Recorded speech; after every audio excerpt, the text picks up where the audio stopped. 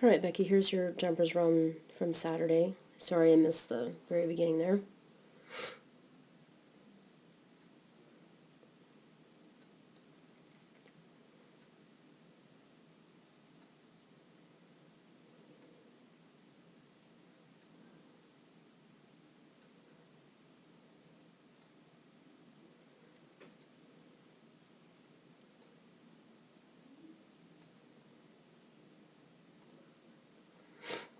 Looks like she still kind of runs the same. Like, she kind of starts out a little bit slower, but then she picks up, and then she's going, and she's super happy.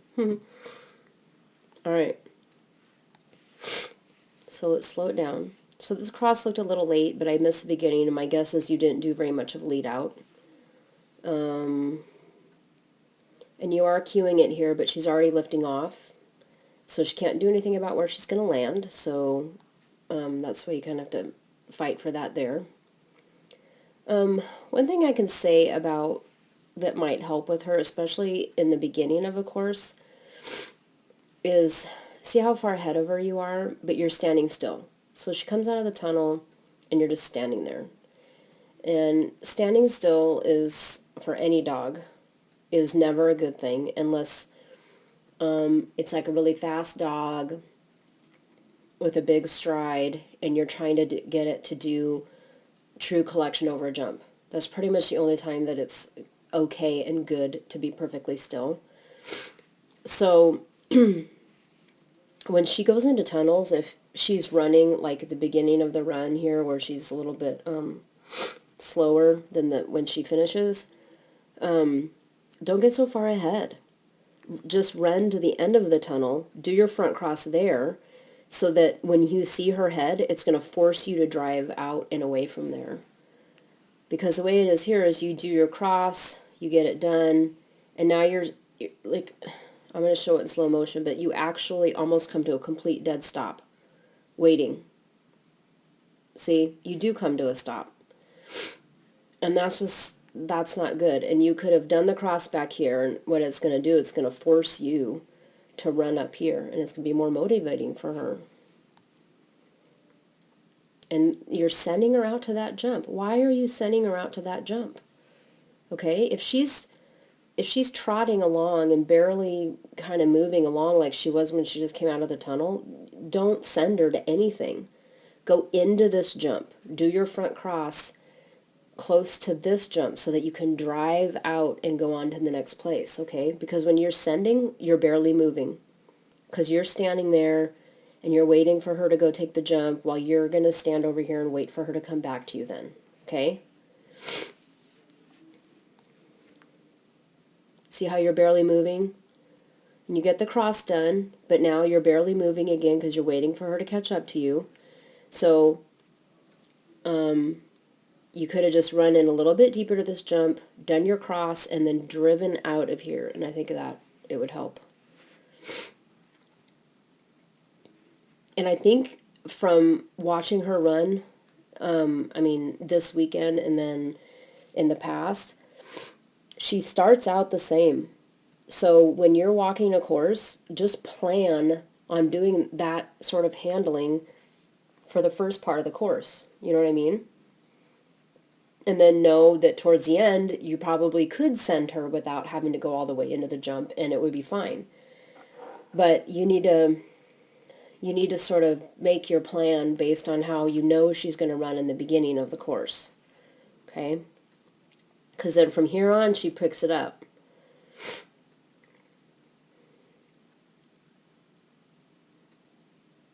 You had to do a big decel there.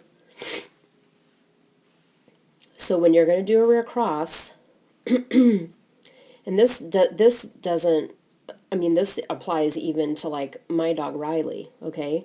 When you're doing a rear cross, you can't cut corners because then it's going to force you, it's going to make your path so much shorter that it's going to force you to do a big decel like you did. And what you want to do is kind of suck in a little bit deeper into the pocket so you can do a nice send to this jump and do a rear cross, and it just be a lot smoother. And it avoids you doing that big decel. See how much you're cutting the corner? And then now you got to do this decel almost to a stop. Okay? Now, she veered out that way because, she's taken this first jump, and you're moving this way. Your shoulders are facing this way.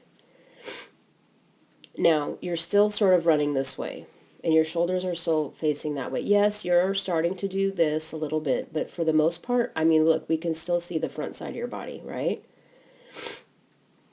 So now she takes off, and all she really is keying off of is you're kind of generally moving in this direction, everything is facing this way, and there's this jump out here, which seems a lot more obvious than this jump back here.